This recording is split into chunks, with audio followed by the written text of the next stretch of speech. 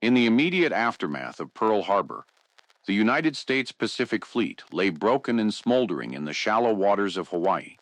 8 battleships had been sunk or damaged. Over 2,400 Americans were dead. The most powerful naval installation in the Pacific had been gutted in under 2 hours. And into that wreckage, on the 31st of December 1941, stepped a quiet, silver-haired admiral from Fredericksburg, Texas, who would go on to rebuild, reshape, and ultimately destroy the naval power that had dealt the blow. Chester Nimitz was not a man given to dramatic gestures or battlefield theatrics. He spoke carefully and listened even more carefully. He was, by the accounts of virtually everyone who served under him, the most clear-eyed and psychologically steady commander in the Pacific War. A man who could absorb catastrophic news, process it without panic, and respond with a calculated precision that consistently caught his enemies off guard. He understood naval warfare, logistics, intelligence, and the psychology of command at a level that few officers in any navy could match. What he inherited at Pearl Harbor was a Pacific fleet that, on paper, appeared hopelessly outmatched. What he built over the next 3.5 years was the most powerful naval force in the history of human conflict. And along the way, he made a series of decisions of such daring and brilliance that they continue to be studied in naval war colleges around the world to this day. What follows are 3 of his most legendary and decisive moves that turned the tide of the Pacific War and ultimately brought the most powerful naval empire Japan had ever constructed to its knees. Move 1. The Battle of Midway, setting a trap with nothing but intelligence, 1942.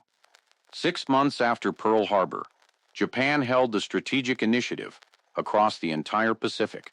Her carrier fleet, the Kido Butai, was the most formidable naval strike force in the world, having already ravaged Pearl Harbor, sunk the British warships Prince of Wales and Repulse off Malaya, and conducted devastating raids as far as Ceylon in the Indian Ocean. Japanese forces had swept through the Philippines, Malaya, Singapore, the Dutch East Indies, and Burma with a speed and violence that had shattered the colonial order of the entire region.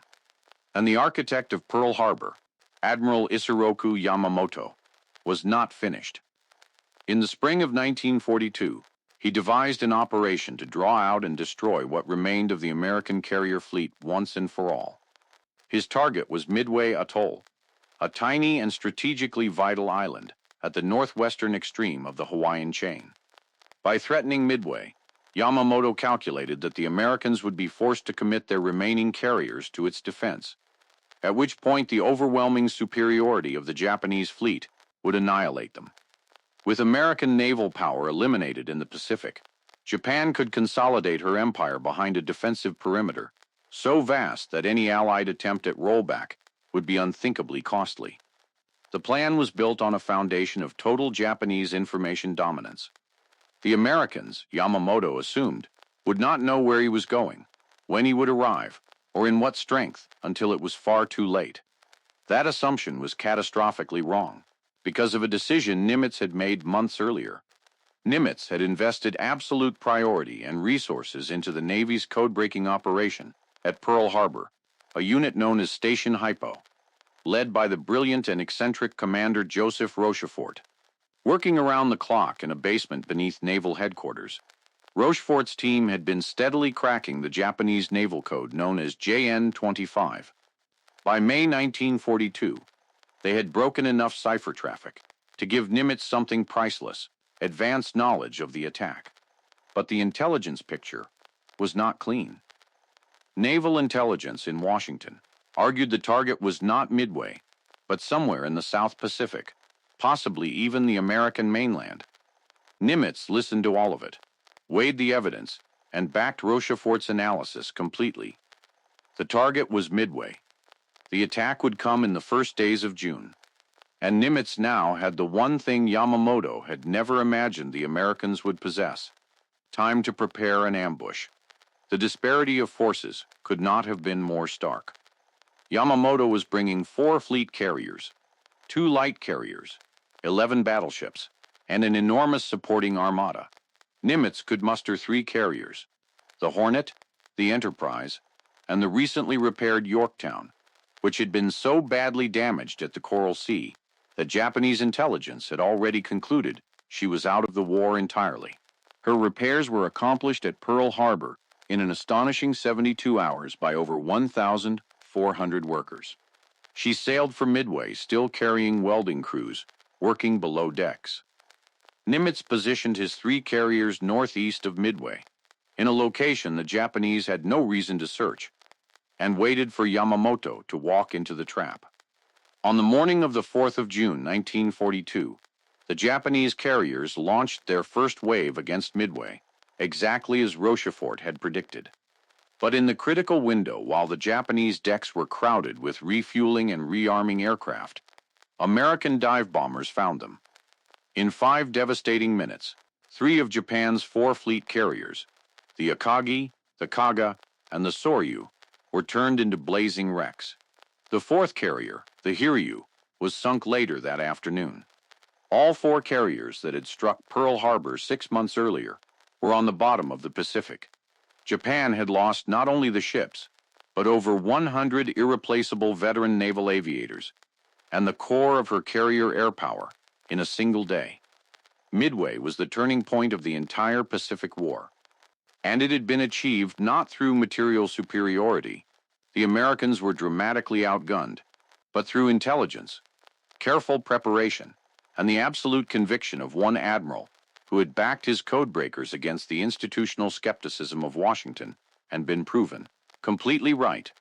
Move 2. Island hopping, bypassing strength to strike at weakness.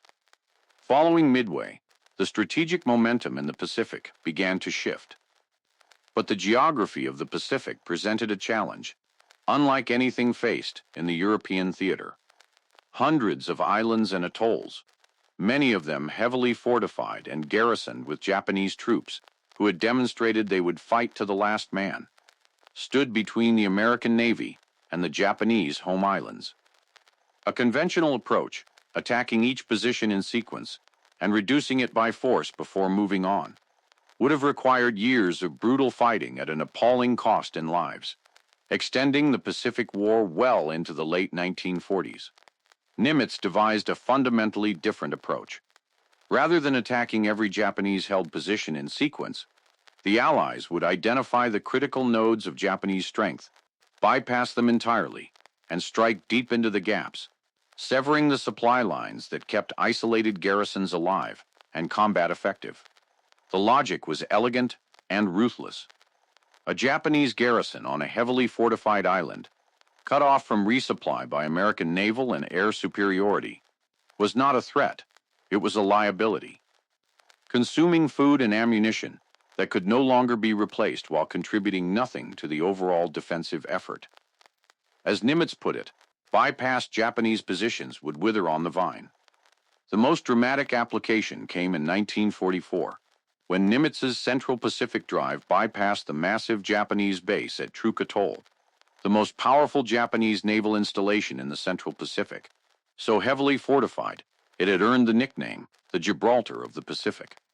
American planners had initially assumed any advance would require the capture of Truk at enormous cost. Nimitz instead ordered a massive carrier airstrike that devastated Truk's air power and shipping in February 1944, and then simply went around it. The base, still garrisoned by tens of thousands of Japanese troops, was neutralized as a strategic factor without ever being directly assaulted. The same logic was applied consistently across the entire Central Pacific Drive. Heavily fortified positions at Rabaul, Cavite, and dozens of other strongholds were bypassed and left to wither, while American forces struck Tarawa, Kwajalein, Saipan, Guam, and ultimately Iwo Jima and Okinawa, the positions that actually mattered for the final approach to Japan. The Japanese defensive strategy, built around the assumption that their island fortresses would force costly attritional battles at every step, was comprehensively outmaneuvered. They had built a wall, and Nimitz had simply walked around it. Island hopping shortened the Pacific War by at minimum a year, and saved hundreds of thousands of lives on both sides. But it required something rare in military command: The intellectual confidence to leave powerful enemy forces intact in your rear, and trust that your operational logic was sound enough to render them harmless. Move 3. The Submarine Campaign, Strangling an Empire from Below.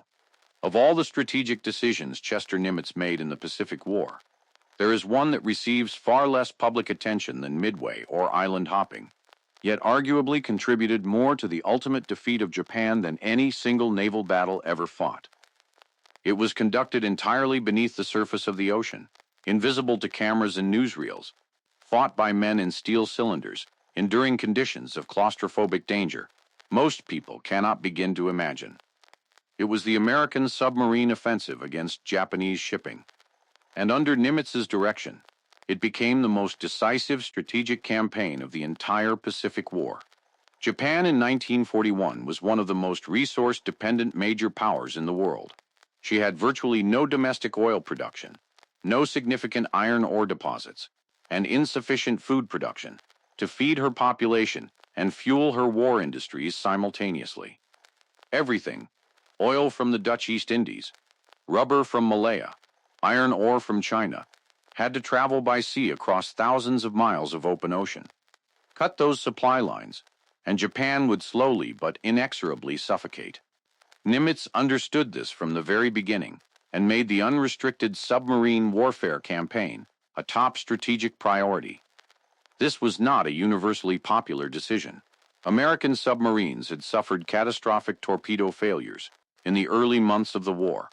Defective detonators and flawed depth settings were causing torpedoes to run too deep and fail to explode even when perfectly aimed. And there was significant institutional resistance in Washington. Nimitz cut through it, demanded accelerated development of effective torpedoes, pushed for more aggressive submarine commanders, and steadily expanded the campaign year by year. The results were staggering.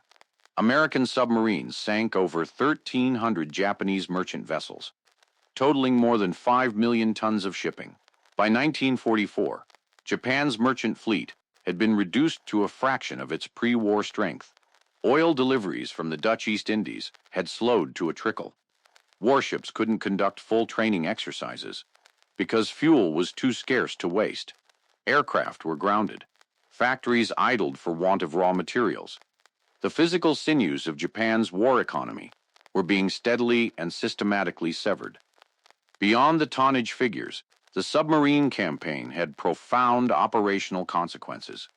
American submarines served as the eyes of the Pacific Fleet, providing Nimitz with timely intelligence on Japanese fleet movements that directly enabled several of the great carrier victories of the war. At the Battle of the Philippine Sea in June 1944, submarine contacts gave advance warning of the Japanese fleet's approach. At Leyte Gulf in October 1944, submarines struck first and critically damaged the Japanese battle fleet before it ever reached the surface engagement. American submarines also performed one of the most quietly heroic services of the entire Pacific War: the rescue of downed aviators.